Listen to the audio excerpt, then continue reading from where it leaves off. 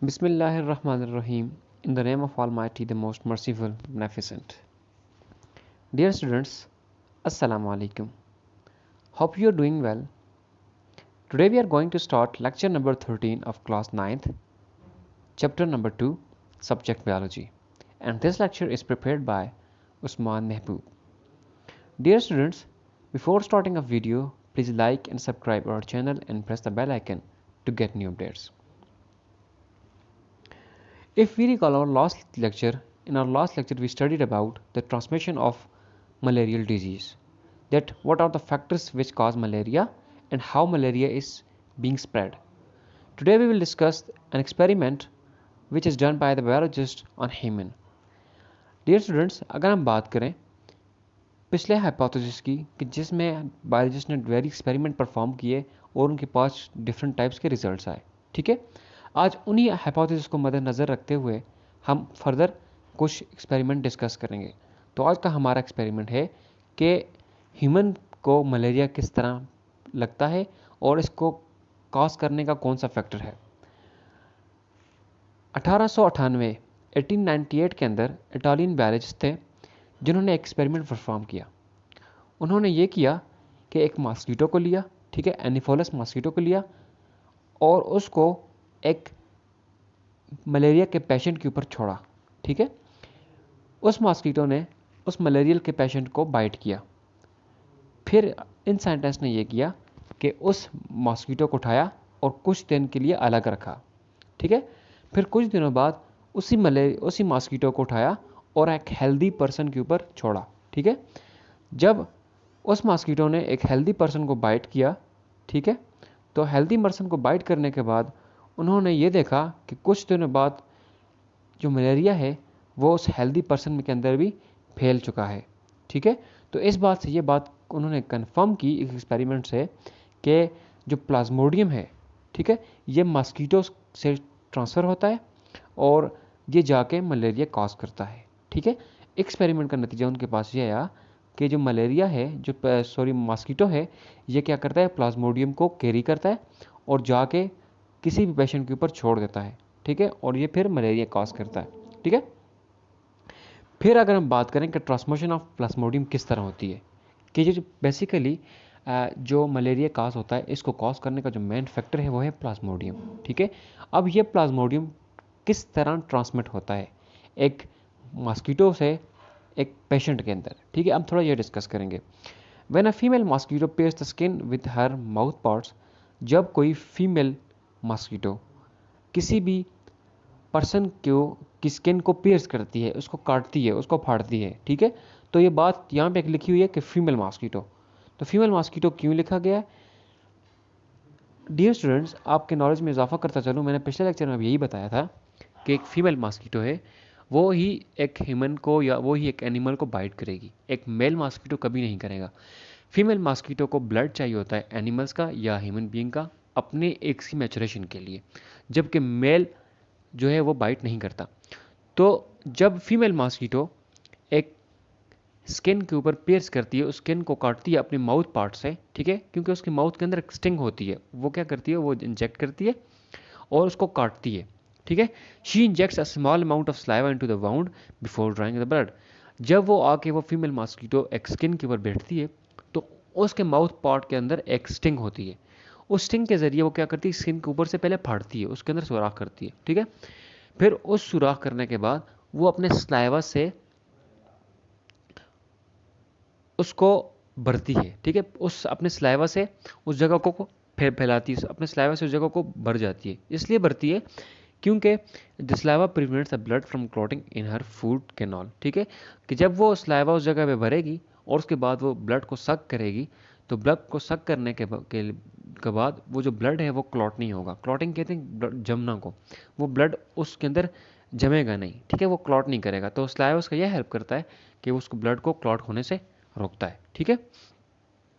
अब फिर क्या होता है कि जब वो ब्लड को सक करती है तो इसी के साथ वो अपनी स्लाइवरी ग्लैंड से अपने माउथ पार्ट से जो स्टोमक के अंदर प्लाज्मोडियम होता है उसको लेके आती है माउथ के अंदर और माउथ से वो इंजेक्ट करती है एक हेल्दी पर्सन के अंदर।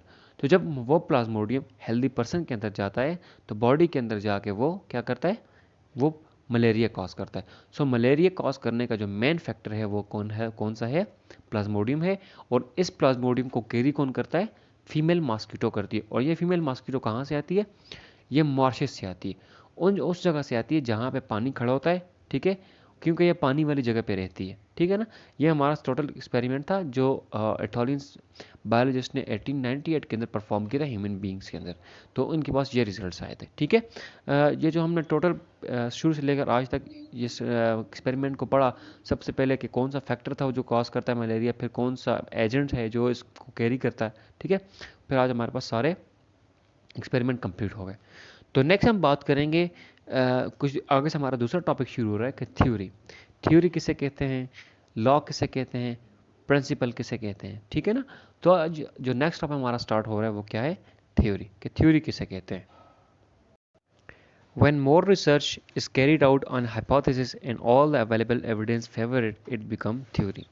Dear students, जिस तरह के हमने पीछे डिस्कस किया था कि ऑब्जर्वेशन के पास एक हाइपोथेसिस बना दिया जाता है, तो उस हाइपोथेसिस की बेस पे क्या किया जाता है, एक्सपेरिमेंट किया जाता है, ठीक है। कि जब एक रिसर्च की जाए और वो रिसर्च उस हाइपोथेसिस की बेस पे की जाए, ठीक है, और वो रिसर्च आपकी सक्सेसफुल हो जाए, ठीक है, कामयाब हो जाए, और जितने भी एविडेंस हैं, आपको सबूत मिल रहे हैं, वो सारे आपके एक्सपेरिमेंट के साथ को मैच कर रहे हैं, उसको सपोर्ट कर रहे हो, ठीक है ना। तो जब आपकी रिसर्च भी कामयाब हो जाए, जो आप एक्सपेरिमेंट कर रहे हैं वो भी कामयाब हो जाए, और जितने आपको सबूत मिले वो आपकी रिसर्च को सपोर्ट कर रहे हो, तो आखिरकार वो क्या बन जाती है, एक थ्योरी बन जाती है, ठीक है ना। फिर अगर हम एक्सप्लेनेशन में जाएं कि we know that when hypothesis has been proved by experiment, scientist keep on trying to do more experiment on it, ठीक है।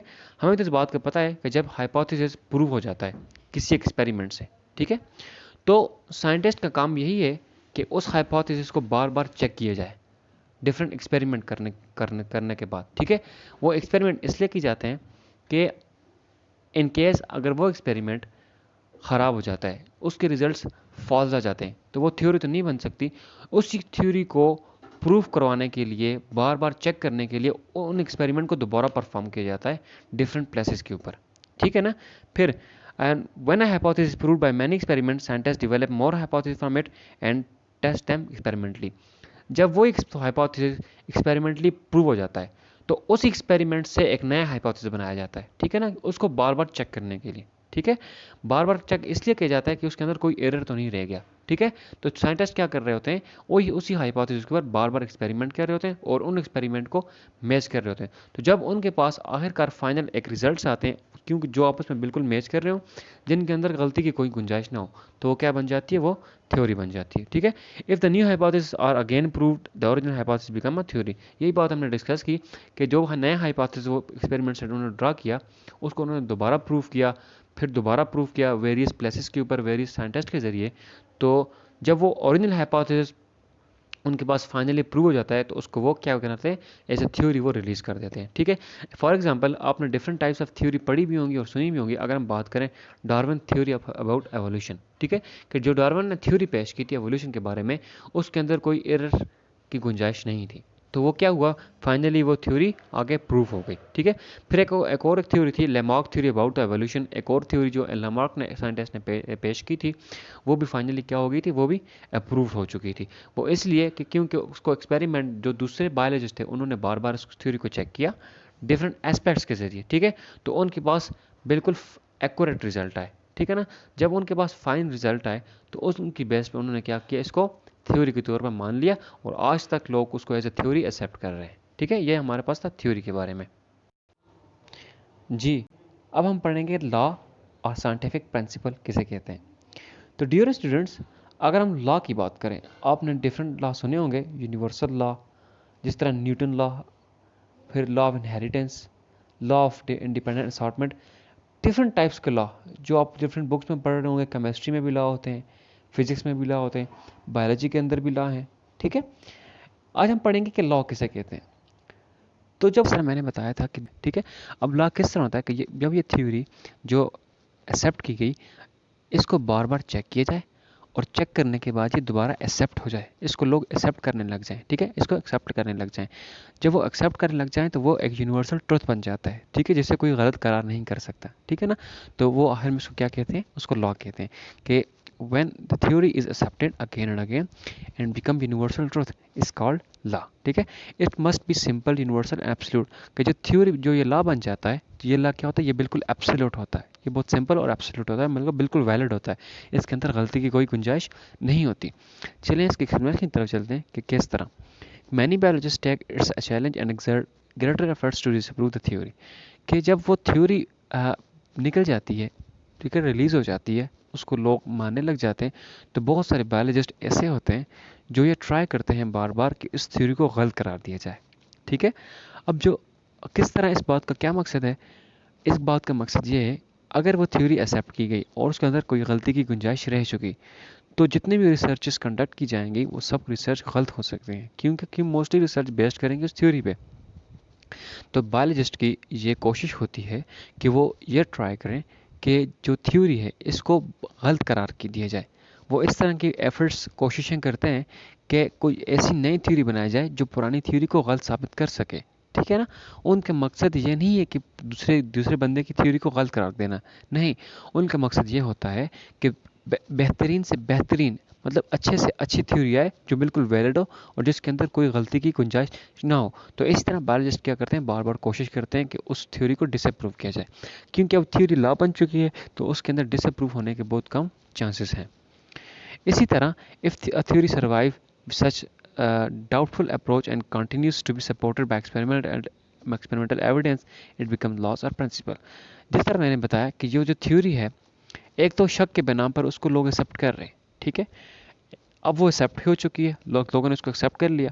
एक्सेप्ट करने के बाद जितने भी सबूत बार बार एक्सपेरिमेंट करने के बाद मिल रहे हैं, सब उस थ्योरी को सपोर्ट कर रहे हैं, ठीक है, कि कोई ऐसा सबूत नहीं मिल रहा कि जो कह सके कि ये थ्योरी गलत है, ठीक है। जिस तरह मैंने बताया था कि जो डार्विन की थ्योरी थी, लेमार्क की थ्योरी थी, ठीक है, अब वो बिल्कुल ट्रू थी, उनके अंदर गलती की गुंजाइश नहीं, तो लोग उसको क्या कर रहे थे, एक्सेप्ट कर रहे थे, ठीक है। और जितने भी एविडेंस दूसरे बायोलॉजिस्ट को एक्सपेरिमेंट के बाद मिल रहे थे वो सब उसको सपोर्ट कर रहे थे, ठीक है। जब उसको सपोर्ट भी मिल रही है और उसके अंदर कोई गलती की गुंजाइश भी नहीं है, तो क्या बन जाता है, इट बिकम्स लॉ और प्रिंसिपल। तो फिर फाइनली वो थ्योरी क्या बन जाती है, उससे वो लॉ बन जाता है, वो प्रिंसिपल बन जाता है, वो कानून बन जाता है और लोग उसे एक्सेप्ट करते हैं। साइंटिफिक लॉ इज़ यूनिफॉर्म, ठीक है, इज और कांस्टेंट फैक्ट ऑफ नेचर। फिर ये यूनिफॉर्म हो जाता है, इसके अंदर कोई गलती की गुंजाइश नहीं होती, तो लोग इसको बाकायदा एक्सेप्ट करते हैं और अपनी रिसर्चेस के अंदर इस लॉ को यूज़ करते हैं, ठीक है। फॉर एग्जांपल अगर हम बात करें कि Hardy Weinberg principle and Mendel of inheritance, कि डियर स्टूडेंट्स, आपने डिफरेंट टाइप के लॉज और प्रिंसिपल्स पढ़े हैं, मैंने आपको पहले भी बताया कि डिफरेंट बुक्स के अंदर फिजिक्स के अपने लॉ थे, केमिस्ट्री के अपने और बायोलॉजी के अपने। तो ये जो वो लॉ हैं जो फाइनली एक्सपेरिमेंट करने के बाद आए हैं, इनके अंदर अब गलती की कोई गुंजाइश नहीं है। तो आज हमने पढ़ा थ्योरी किसे कहते हैं, प्रिंसिपल और लॉ किसे कहते हैं, ठीक है। तो आई होप आपको समझ आ गई होगी। अगर आपको फिर भी कोई प्रॉब्लम है, अगर आपको किसी चीज़ की समझ नहीं आई, तो काइंडली अपने कॉलेज के साथ कंसर्न करें और कमेंट बॉक्स में आप मुझसे पूछ सकते हैं। अपना ख्याल रखिएगा, मिलते हैं नेक्स्ट लेक्चर में। अल्लाह हाफिज़।